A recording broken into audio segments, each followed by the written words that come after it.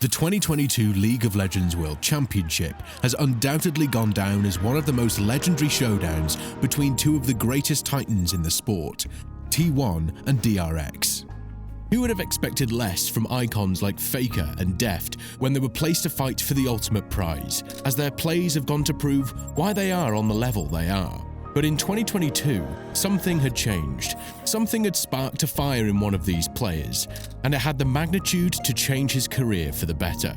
After a decade of not winning a championship, Deft finally had the opportunity presented in front of him with the underdog team that defied all odds to get where they are.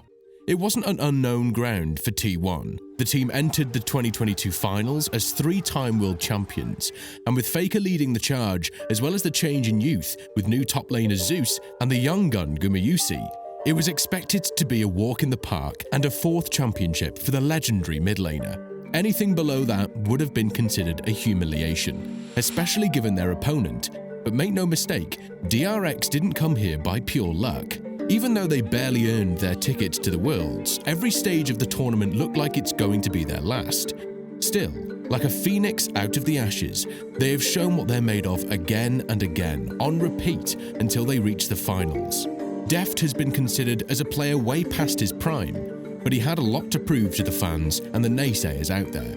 The stakes couldn't have been higher for both sides, with the difference that DRX had nothing to lose because reaching the final was an achievement in and of itself. So, how did the greatest underdog story in the history of League unfold, game by game? Before we reach there, we need to see the individual paths of the team.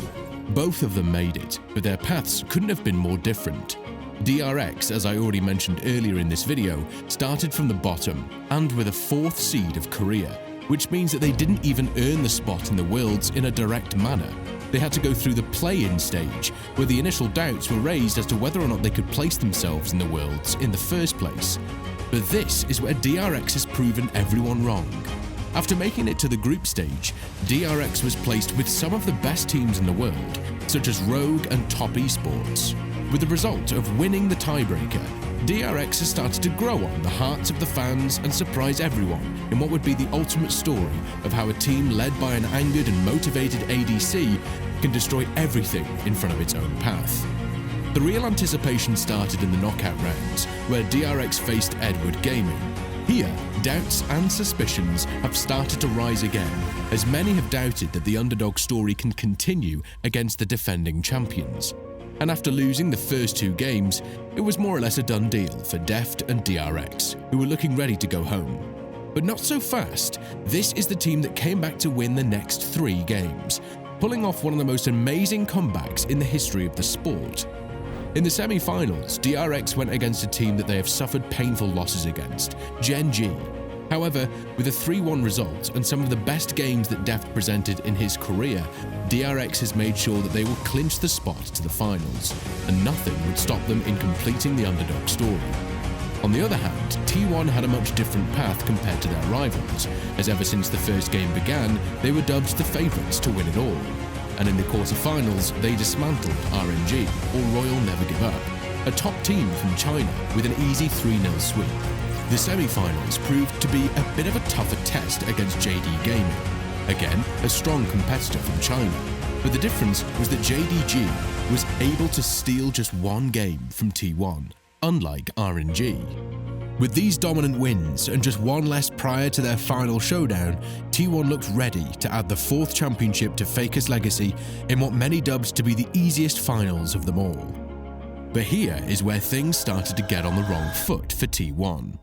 The excitement of the show was massively overhyped because you have the favourites in T1, who were nothing less than dominant, and the underdog story of DRX, who beat all odds to get there, including the defending champions of Edward Gaming in a reverse sweep. The arena was packed, and with millions of fans watching, it was time for the first game. As you can already tell by T1's history, they are always starting their games in a cautious manner, which adds to an early dominance thanks to Zeus's mechanics. Due to his aggressive gameplay at the top lane, he forced DRX's jungler to be more present on the top side, and this allowed the rest of T1 to have more vision throughout the rest of the map, which snowballed into the first win of the series. After this, many believed T1 had already proven their tactics time after time, and it was over for DRX. But given the fact that we'd seen the 3-2 win against Edward Gaming in the quarterfinals, we held our hopes high that this could be at least an anticipated match from DRX. In Game 2, that is exactly what happened. There had to be one player apart from Deft who would also make a difference on the Summoner's Rift, and in this case, that was Piosik, the jungler. A smart pick allowed him an early control of the map, and with Deft and his support, Beryl took full advantage of the bot lane and secured objectives like the Herald and the Dragon. T1 found it very hard to keep up their step. For the first time ever, vulnerability was shown in their gameplay, and entering Game 3, we had an even match. DRX proved that they know how to expose their opponent and use it to their own advantage. But was this enough to win the championship? In Game 3, T1 learned from their mistakes and started with an early aggression. Gumayusi, their ADC, has put on a show, and everything seemed to be perfectly calculated. It was like watching an algorithm of a perfect gameplay in a professional game from League of Legends. And even though DRX had their own tries, all of them failed. T1's early dominance had yet again snowballed into a dominant win, and with Game 3 in their bag, they were one win away from securing the 4th championship for Faker. The pressure was now again on both teams, because if T1 loses, it's much harder to win a Game 5 against an underdog team that will be going all in with risky moves that could pay their dividends. On the other hand, if DRX loses this game, it could be the last time that Deft would get close to a championship. Game 4 was crucial for the entire championship, and again with their backs against the wall, DRX proved that they're here thanks to their gameplay and strategy, not from pure luck. All credits went to the top laner, Kinjin, who had been relatively quiet in the previous games, but decided to step up when the team needed him the most. With T1 unable to find an answer for Kinjin, a Game 5 was written in the stars, and 2022 had slowly but surely shaped up to be the most interesting finale of the Worlds in quite a while. Okay, here we are, Game 5, all cards are on the table.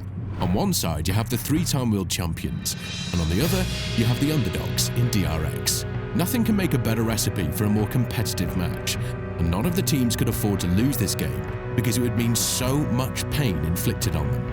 The drafting phase for this game took so long, and T1 leaned on their strengths, which of course meant that they would play around Faker and his magic. On the other side, DRX had decided to trust Deft in carrying the game and allowed Kinjin to play a carry role in order to replicate the success they had in Game 4. As I warned you earlier in this video, if the series reached Game 5, then you could bet that DRX would make some early aggressive moves that would grant them an advantage that they can snowball in their own favour. That was done by Piosik, but Ona, his antagonist from the other team, focused on steady plays to make sure that nothing done by Piosik would get out of control for T1. The tension was high, and the whole arena was filled with emotions and pressure as everybody waited for the breakthrough moment. That happened in the bot lane, where Deft and Beryl capitalized on a mistake from Gumayusi to secure an early kill. While the lead itself wasn't that big, which was further neutralized by Zeus's dominant laning phase at the top lane, DRX had the momentum on their side and had thrown the glove towards T1. As the game progressed, it proved that this small momentum allowed the team to control the map by consistently securing key objectives, like dragons and the Rift Herald. While you would think that this has been done in order to push T1 back, it's quite the contrary. The moves from DRX were done so that they could provoke a move from the 3-time world champions and effectively force a mistake out. And DRX knew that the only place this could happen was at the Baron pit, where they started Baron and had no intentions of leaving it to T1. On the other hand, T1 knew that if they lost this objective, it could very well mean game over for them. So with one of the most highly anticipated fights in the Baron pit, the aftermath went in the direction of DRX. They secured the Baron and had a significant lead compared to T1. In fact, with this Baron buff, DRX launched their final attacks in T1's base, with Deft taking the charge in the final moments and destroying the Nexus to secure the first championship after a decade of waiting and painful losses. Every League fan felt this win with a great emotion, and I'm going to ask you again, who doesn't love an underdog story that goes into 5 games at the finals in the Worlds where the stakes are so high? It was a moment of disbelief The three-time world champions were on their knees, and you don't see this very often in League. What DRX has done seemed impossible on paper, but we do know that those calculations change when the summoners are on the Rift. For Deft, the victory was personal. Chasing the championship for a decade meant that he understood what it takes to finally be #1 in the world. And winning this title was not just a win for his team, it was an answer for everything he has worked hard for in his career. As for T1, they had to face a scenario they had barely faced in the past, a defeat. It's also hurting a lot knowing that the team they'd lost to had barely entered the championship through a play-in tournament. But in moments like this, the true face of the legends comes alive. Faker has gone on to congratulate DRX with grace, showing respect for their journey. The win wasn't just a win for DRX, it was a win for the whole esports community. It was a defining moment that when you think it's over, it's not. It's never over until the last 50 gold are earned from destroying the Nexus. This is a win that will be talked about in years to come, not just for defeating three-time world champions, but also as one in which the last thing that you need to do in this world is give up on your dreams and your beliefs.